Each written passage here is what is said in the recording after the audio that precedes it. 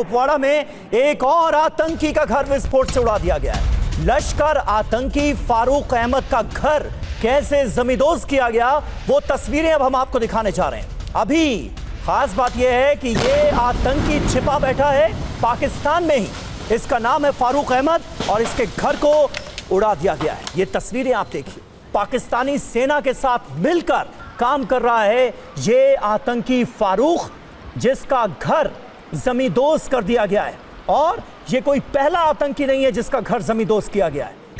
ऐसे 10 घरों को अभी तक बुलडोज किया जा चुका है, जमींदोज किया जा चुका है, धमाके करके उड़ा दिया जा चुका है। TV9 भारतवर्ष पर ये एक्सक्लूसिव तस्वीरें आपके सामने। एक और आतंकी का घर विस्फोट से उड़ाया गया जिसका नाम था फारूक अहमद, जो कि आज की तारीख पे भी पाकिस्तान में बैठा है, पाकिस्तानी सेना के साथ मिलकर काम कर रहा है।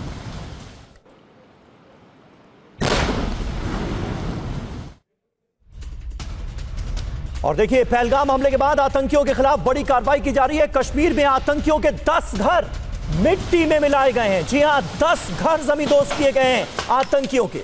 पुलवामा, कुलगाम, त्राल में आतंकियों के घर ध्वस्त कर दिए गए। बिजबेहरा और शोपिया में भी आतंकियों के घर जमींदोज कर दिए गए हैं। इनमें ब्लास्ट कर दिया गया, धमाका कर दिया गया और इन घरों को उड़ा दिया गया। आप कह सकते हैं आतंकियों के ये ठिकाने तबाह कर दिए गए।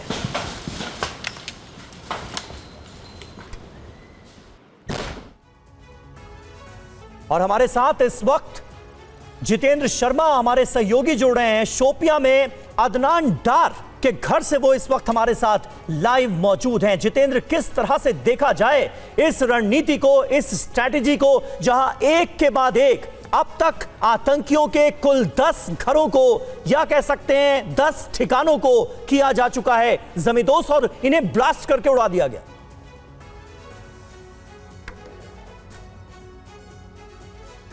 जी बिल्कुल, देखिए जरूरी भी था एक सबक के तौर पर, क्योंकि अगर आप घाटी के अंदर आतंक फैलाने की कोशिश करेंगे तो उसका अंजाम ये होगा।